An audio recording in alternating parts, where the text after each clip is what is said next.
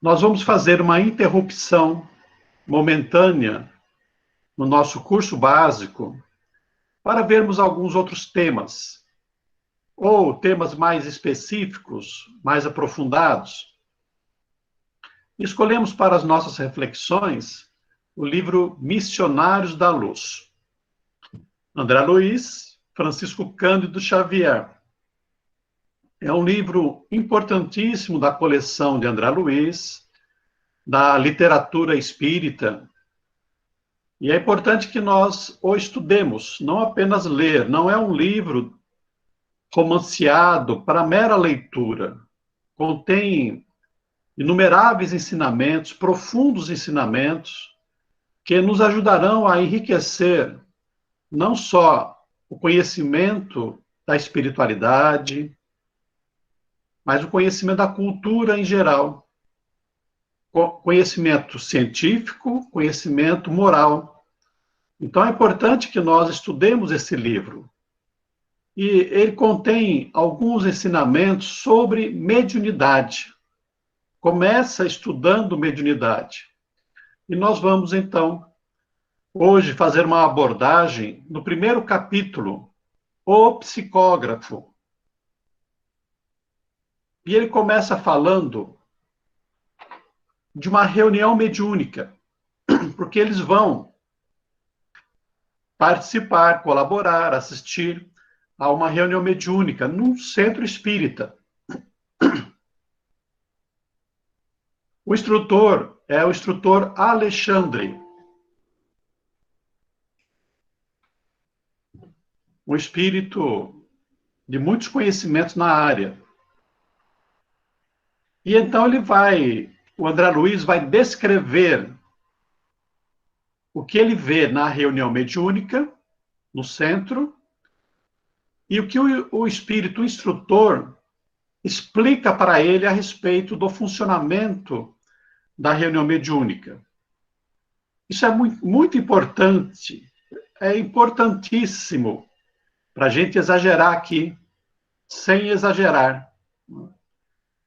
Porque muitas pessoas pensam o centro espírita apenas pelo seu lado material. Não consegue visualizar, vislumbrar o funcionamento da parte espiritual. Porque o centro espírita, ele é muito mais espiritual do que material. Muitos mais trabalhadores do que os trabalhadores encarnados.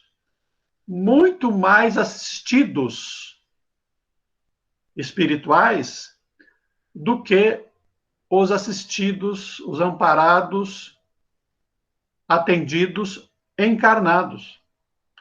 Então, a gente precisa aprofundar o conhecimento da literatura mediúnica espírita para a gente entrar no centro espírita e já sentir essa espiritualidade, sentir que nós estamos fazendo parte de algo muito maior, de algo importantíssimo dentro da seara de Jesus, do trabalho no bem. Então, nós recomendamos que leiam a obra de André Luiz, leiam a obra de Manuel Filomeno de Miranda, psicografia de Divaldo Pereira Franco, Ivone Pereira, e tem uma obra também específica, chamada Dimensão Espiritual do Centro Espírita, que trata exatamente disso. Então, quando você chegar no centro espírita e estiver lá na recepção, alguns amigos encarnados, cumprimente-os fraternalmente. Mas imagine que ali na recepção existem outros amigos desencarnados que estão ali trabalhando antes mesmo de nós. Aliás, 24 horas por dia estão ali trabalhando. Para que você possa se integrar e fazer parte, contribuir para um trabalho mais eficiente, melhor. Então, o instrutor Alexandre vai dizer assim: a questão mediúnica é fascinante para quem lhe examine os ascendentes morais. Porque mediunidade, nós já falamos isso na primeira aula, tem por finalidade auxiliar o médium a se tornar uma pessoa, um espírito melhor, mais evoluído, intelectual e moralmente. Mediunidade é para nossa evolução. É um planejamento reencarnatório para que a gente possa aqui trabalhar no bem, passar por provas, muitas vezes expiar os nossos enganos do passado e assim alcançarmos iluminação espiritual. Então, mediunidade é uma faculdade inerente ao espírito, à pessoa, ao ser humano. Todo mundo pode ter, tem mediunidade, de um jeito ou de outro, mais sutil, mais ostensiva. Mas muitos não se dão conta disso, se utilizam da faculdade para interesses próprios, pessoais, às vezes interesses escusos, ilícitos e morais. Mas então, a questão mediúnica é importante, é fascinante, é extraordinária, é fantástica, se nós observarmos as necessidades morais, os objetivos morais da mediunidade. Então, o Alexandre já destaca isso, iniciando o capítulo, para que nós não tenhamos dúvida nesse sentido, a esse respeito. Relata André Luiz: somente 18 encarnados ocupavam as cadeiras do salão. As demais eram ocupadas por grande assembleia de almas sofredoras, que mantinham discrição e silêncio. Então, o centro espírita é um templo, é um ambiente de elevação, é um ambiente, muitas vezes, de dor, de prece, de oração, de meditação. Embora o centro espírita não deva ser carrancudo, sisudo, grave, mas deve ser sério, porque ali nós estamos lidando com a dor alheia, com a aflição, com o sofrimento. Então nós não podemos brincar levianamente dentro do centro espírita, porque além de nós, os encarnados, que estamos ali com as nossas dores, inumeráveis espíritos, em número muito maior, estão ali também buscando conforto, consolo, esclarecimento, encaminhamento para as suas almas. Porque o fato de desencarnar não é libertação automática, não nos livra das nossas dores, preocupações, das nossas angústias, dos nossos medos.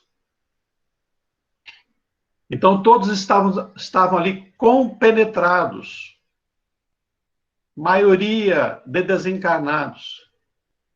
Além desses, além dos trabalhadores encarnados, além das almas sofredoras, grande número de cooperadores velavam atentos, conscientes das suas funções, dos seus compromissos.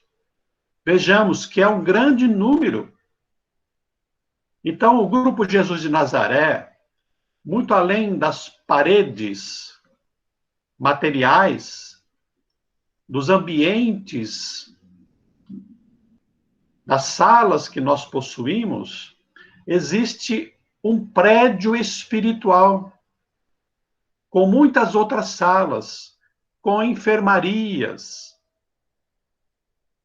e dezenas, centenas, podemos dizer, de trabalhadores espirituais, cada um nas suas funções específicas, numa hierarquia de atividades, de respeito à elevação moral de cada um, mas todos com um sentimento de fraternidade. Porque no mundo espiritual, embora exista a hierarquia, mas é uma hierarquia moral, fraternal, de respeito. Cada um sabe o que deve fazer e cada um sabe da sua obediência àqueles que são mais iluminados, que são os diretores, os dirigentes. Então, todos estavam ali muito atentos às suas atividades, às necessidades das almas sofredoras, dos espíritos ali desencarnados presentes. Fios luminosos dividiam os espíritos em turmas diferentes. Cada grupo exibia características próprias.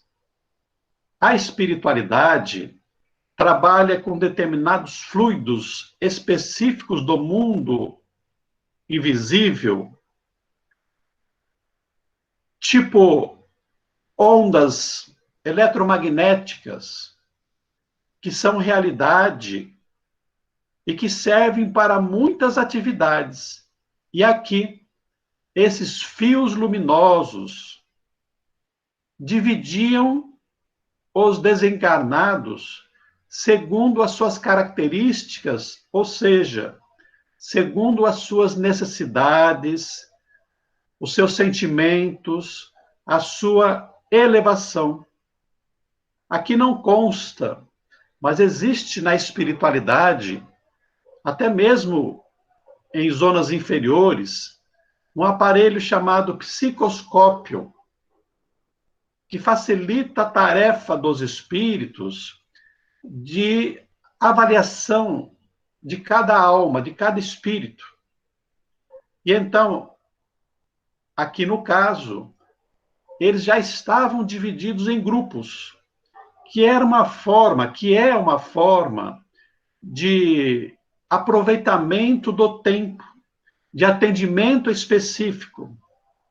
Imaginemos aí um hospital que você chega com problema de câncer, você vai ser atendido num departamento específico de câncer.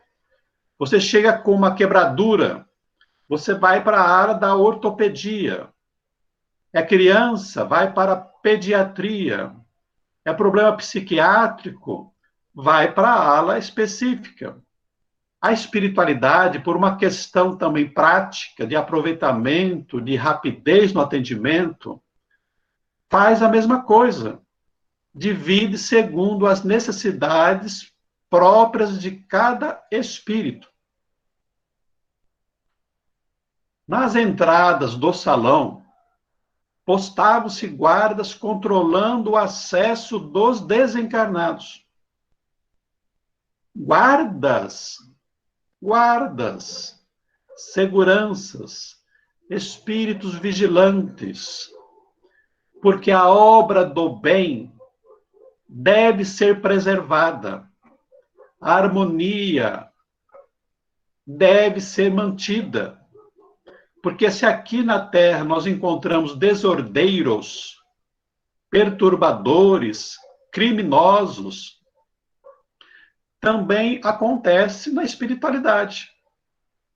Existem aqueles que são os obsessores dos desencarnados e os obsessores dos encarnados, são aqueles que querem levianamente brincar, perturbar as reuniões. Existem os inimigos da luz, os inimigos do bem. Então é preciso guardar a obra cristã, a obra de caridade, para que aqueles que realmente necessitam possam ser de fato, atendidos. Então, esses guardas controlam o acesso de tal maneira que, já podemos imaginar, deduzir, que num centro espírita bem organizado aqui, estou me referindo a nós encarnados, porque, como diz Allan Kardec, os espíritos se aproximam conforme sintonia. Espíritos sérios, espíritos bons, não se juntam com encarnados brincalhões, interesseiros. Então, se o centro espírita é um centro espírita de trabalhadores sérios, pensando no bem, a equipe espiritual é de mesma natureza e melhor. De tal maneira que esses espíritos vigilantes têm por papel, por atividade, resguardar o centro espírita de acesso daqueles que não devem, que não merecem, não estão prontos para receber o atendimento espiritual. Então, se numa reunião mediúnica é atendido o espírito grosseiro, obsessor, é porque a presença dele foi autorizada, era necessária, em benefício dele, em benefício de um atendido, para algum tipo de lição aos trabalhadores encarnados. Então, imaginemos aí o Centro Espírita, o Grupo Espírita Jesus de Nazaré, com espíritos desencarnados postados em pontos específicos de acesso, evitando que os desordeiros também entrem. Prossigamos. Os 18 companheiros encarnados demoravam-se em rigorosa concentração do pensamento, elevado a objetivos altos e puros. Portanto, era um grupo de trabalhadores médiuns com responsabilidade, conscientes de seu trabalho, com seriedade, sabendo o que estavam fazendo ali. E que no trabalho dessa natureza espiritual, se faz necessário nós estarmos preocupados, concentrados, meditando naquilo que nós vamos realizar. Percebam que a reunião mediúnica, portanto, começa no centro espírita, quando nós colocamos o pé bem no portão. Muitas vezes estamos ali na plateia, assistindo a uma palestra, a uma exposição, já faz parte da reunião mediúnica. Já estamos nos preparando para o trabalho, já estamos envolvidos pelos instrutores espirituais, espíritos necessitados de esclarecimento, de amparo, que serão atendidos nas reuniões mediúnicas, já estão ali. Devemos, pois, ter cuidado nas nossas palavras, nos nossos pensamentos, nas nossas atitudes, para que a nossa contribuição seja uma boa contribuição ao trabalho. Cada qual emitia raios luminosos muito diferentes entre si, na intensidade e na cor. Esses raios confundiam-se à distância aproximada de 60 centímetros, pouco mais de meio metro, dos corpos físicos, e estabelecia uma corrente de força bastante diversa das energias do plano espiritual. Então, cada um de nós emitimos pensamentos que são ondas, no dizer de André Luiz, mento-eletromagnéticas. E essas ondas carregam em si pensamentos, imagens, cor, intensidade, cheiro, inclusive, fluidos vitais que se exteriorizam de nós e que em determinado momento inicial integram a nossa aura, o nosso campo de irradiação, e cada um tem a sua aura particular. As nossas são muito diferentes umas das outras. Por quê? Porque nós estamos em graus diferentes de evolução, mesmo aqui na Terra. Pensamos de maneira diferentes, nos emocionamos de maneira diferente, sentimos de maneira diferente. Cada um vai estar contribuindo sempre de acordo com as suas possibilidades espirituais. E então havia uma certa uniformidade entre eles. Esses raios mentais, espirituais, irradiavam a uma certa distância, 60 centímetros, no caso, dos corpos físicos, e formavam uma corrente de força. Ou seja, eles estavam interligados pelos bons objetivos, pelo desejo sincero do trabalho, estabelecendo essa corrente, uma corrente mesmo. Imaginemos uma corrente, um elo, unindo todos eles, que são de natureza mais material, dos fluidos vitais que nós carregamos, do nosso corpo. Essa corrente não se limitava ao círculo movimentado. Então, eles estavam em círculo, numa roda. Possivelmente, como antigamente acontecia, esse livro é dos meados do século passado, as reuniões se faziam com uma mesa. Então, muito provavelmente, eles estavam ao redor de uma mesa, num certo círculo. Mas os fluidos que os encarnados irradiavam não ficavam só entre eles.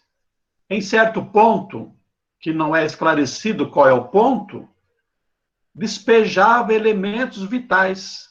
Então, essa irradiação, como eu disse, era carregada dos nossos fluidos materiais. A maneira de fonte miraculosa, com origem nos corações e nos cérebros humanos.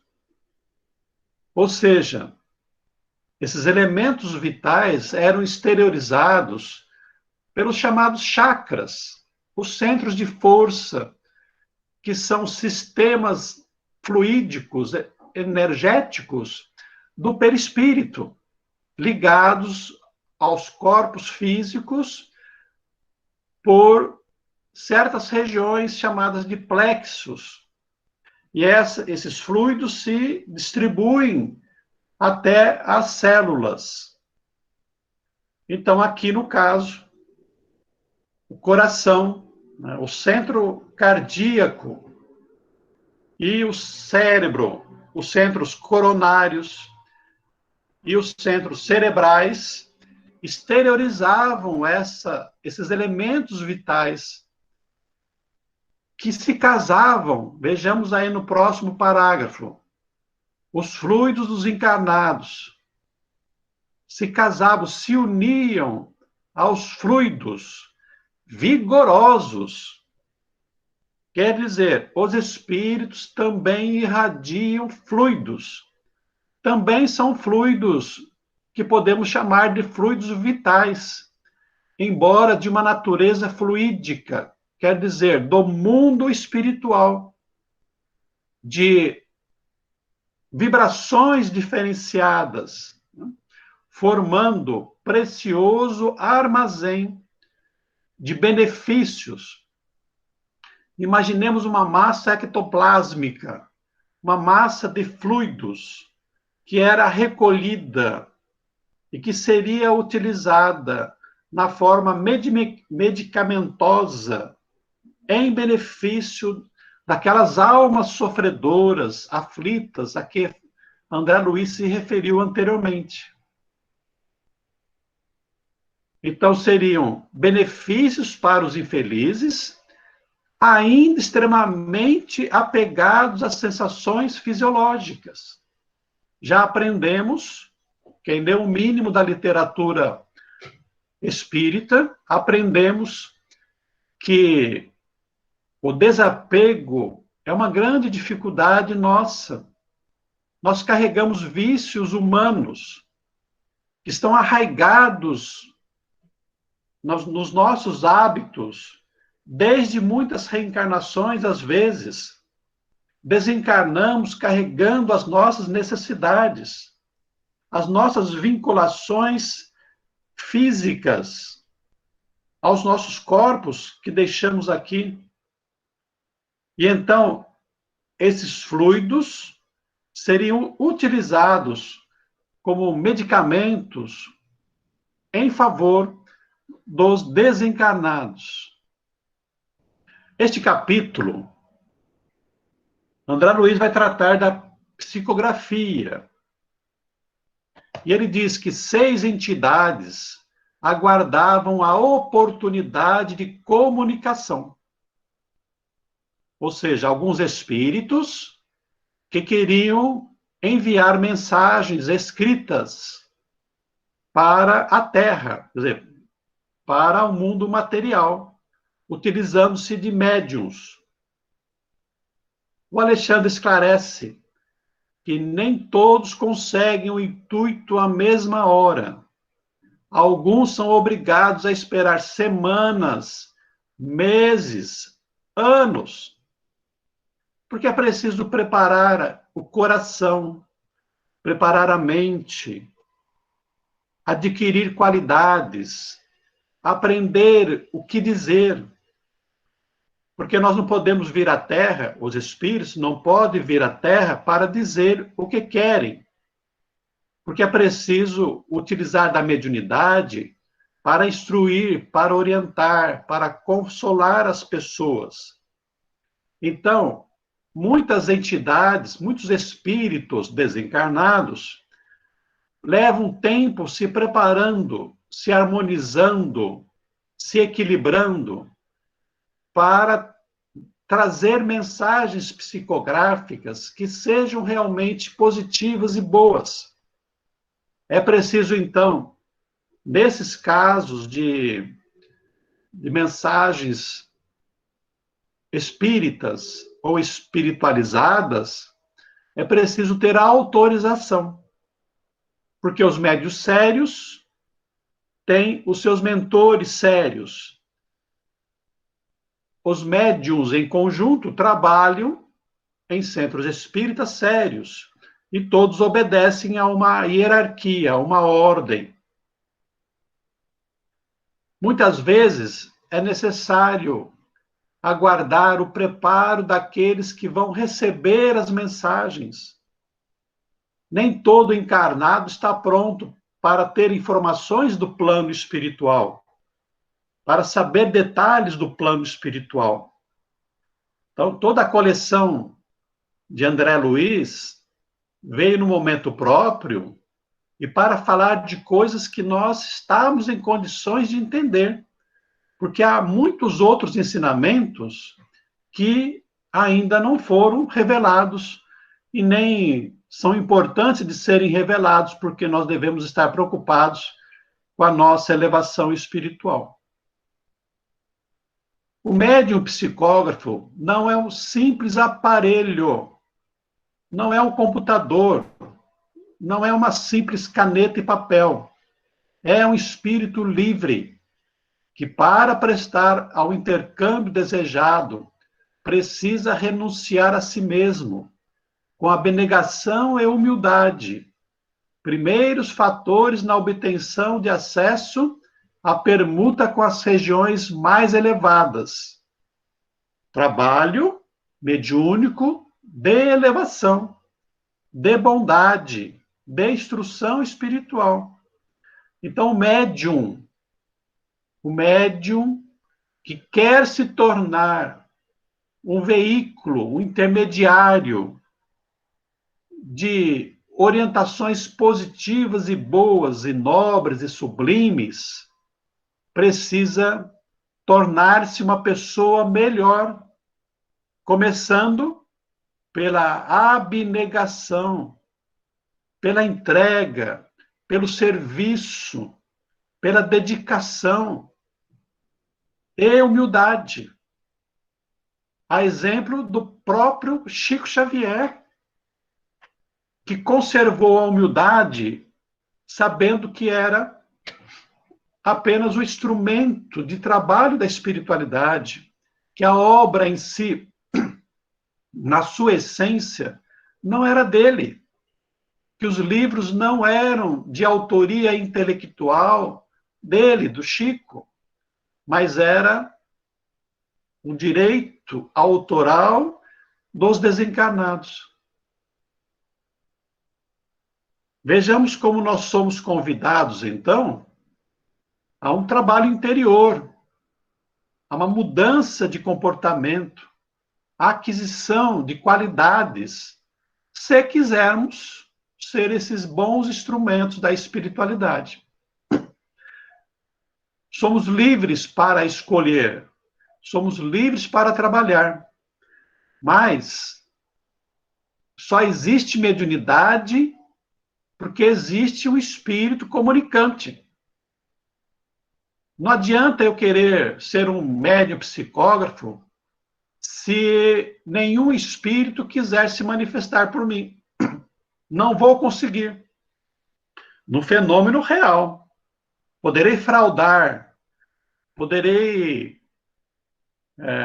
inventar, poderei tirar da minha própria alma, né? De mim mesmo, no animismo, mas não serei médium, serei qualquer outra coisa, menos um médium a serviço da espiritualidade. E quando Alexandre fala que o médium não é um simples aparelho, mas um espírito livre, ele está querendo dizer que nós temos participação com o nosso conteúdo intelectual, com o nosso conteúdo moral. O Divaldo Pereira Franco conta que Viana de Carvalho, um espírito nobre e inteligente, durante um ano deu aulas de ciência para ele, projetando slides numa parede, para que ele fosse lendo aquilo, mentalizando, memorizando. E o Divaldo disse para o Viana de Carvalho: mas eu não entendo nada do que está sendo mostrado para mim. E o Viana disse para ele: não se preocupe com isso, porque nós precisamos deste conteúdo na sua mente, na sua memória, para podermos utilizar no momento certo, especialmente nas palestras. Então, o médium, ele deve contribuir para o fenômeno com a sua cultura, com a sua dedicação, com a sua elevação em todos os campos da vida. Necessita calar para que outros falem, dar de si próprio para que outros recebam. Em suma, deve servir de ponte onde se encontram interesses diferentes. Sem essa compreensão consciente do espírito de serviço, não poderia atender aos propósitos edificantes. Raramente, o médium trabalha apenas com o espírito. Vários. No trabalho, claro, de programação, ou mesmo de psicografia de consolação, são espíritos de variada natureza, com várias possibilidades, várias personalidades, maneira de pensar, maneira de agir. O Divaldo consta que os espíritos tinham gostos. O Vitor Hugo gostava de músicas clássicas, pedia para colocar ali um disco tocando música. Outro gostava de psicografar com lápis, outro com caneta, outro num certo horário. Um era mais doce, o outro era mais enérgico. Então, o médium, ele deve ser dócil, anular-se no sentido do trabalho, permitindo que os outros se utilizem das suas próprias possibilidades no serviço, conforme as suas próprias personalidades, os seus próprios desejos. Então, sem essa compreensão consciente do espírito de serviço, não poderia atender aos propósitos edificantes. Porque o médium não pode ficar impondo as suas vontades. Ah, agora eu não posso, eu estou assistindo televisão. Ah, agora eu não posso, eu vou jogar o futebol. Claro que o médium tem a sua vida, mas se ele quiser trabalhar com a espiritualidade, realmente servir a espiritualidade, cada vez mais ele vai estar comprometido com esse trabalho. O médium é responsável pela manutenção dos recursos interiores, ou seja, aquilo que vai na sua intimidade. Os espíritos, eles não nos constrangem, eles não nos obrigam, não se impõem a nós. O processo de transformação interior é um processo que pertence a nós, para que as experiências se incorporem em definitivo, que nós possamos aprender no exercício da mediunidade, no exercício da vida no centro espírita, nas relações com os necessitados. Então, quais são esses recursos interiores? Tolerância, humildade, a disposição fraterna, a paciência e o amor cristão, não só com relação aos espíritos, mas também com muitos encarnados, muitos irmãos aflitos, que às vezes são exploradores da bondade dos médiuns. O Chico, coitado, vamos dizer assim, né? Ele era alvo de muitas pessoas que abusavam dele, que exigiam dele atenção na hora que eles queriam, que queriam cartas mediúnicas, que não lhe davam, às vezes, nem tempo para uma refeição, para ir ao banheiro. São criaturas exigentes. E aí é preciso que o médium trabalhe os seus sentimentos, as suas virtudes. Lembrando que isso é importante para o médium. É ele que vai ganhar com isso, porque os espíritos mentores superiores, eles já possuem essas qualidades. Por isso que o Emmanuel vivia solicitando do Chico mais disciplina, mais trabalho, mas a liberdade era do Chico. Fazer ou não fazer, seguir ou não seguir, as orientações de Emmanuel pertencia ao Chico Xavier, como pertence a todos nós. Se há um direito que a espiritualidade respeita em todos nós, chama-se livre-arbítrio. Então a espiritualidade convida.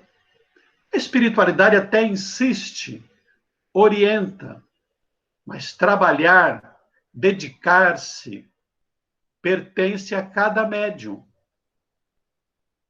Ninguém é obrigado a assumir um compromisso.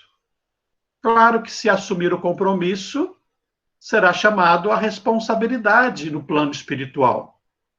Ninguém reencarna com mediunidade imposta. Toda mediunidade é aceita voluntariamente. Quer dizer, ou eu peço, ou eu aceito ser o médium. Claro que aqui eu posso voltar atrás, recusar, mas tem a responsabilidade decorrente disso, pelo bem que eu vou deixar de fazer. Então, o médium também recebe a cooperação espiritual para os estímulos exteriores, a fim de manter a paz e assistência nas aquisições mais simples da vida. Quer dizer, o médium não está sozinho. O médium é um filho, é um irmão, é um amigo, é um companheiro. Os nossos mentores têm uma grande preocupação conosco. Se eles são os nossos anjos da guarda, constitui para eles uma prova também estar nos assessorando, nos ajudando no trabalho, na mediunidade, no nosso crescimento espiritual. E então eles se angustiam com o nosso fracasso e se alegram com as nossas vitórias. E então eles fazem o máximo para nos orientar, nos estimulam de todas as maneiras, amorosamente, às vezes como um pai, energicamente. Inclusive, nos auxiliam até mesmo nas nossas atividades corriqueiras do nosso dia a dia, para que nós possamos, dentro das possibilidades dos nossos méritos, nos dedicar ao campo da mediunidade, que vai nos ajudar a crescer como espíritos.